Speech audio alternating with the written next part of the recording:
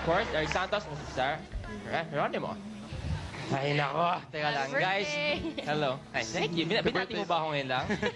Kanina pa tayo nagkakasalubungan yung mga babatiin kung kailan yung mga camera. Nahihiya ako sa'yo eh. Nahihiya ka sa akin? Okay, mamaya na natin pag-usapan yan. Hindi ako pwede dyan. Hindi, guys, pwede na mag-invite. Invite nyo naman sila. Yung pwede na sila mag-request kung anong song or sinong kasama I-invite nyo. po namin ng lahat ng nanonood na pwede po kayong mag-request ng any song po na pwede namin kantahin.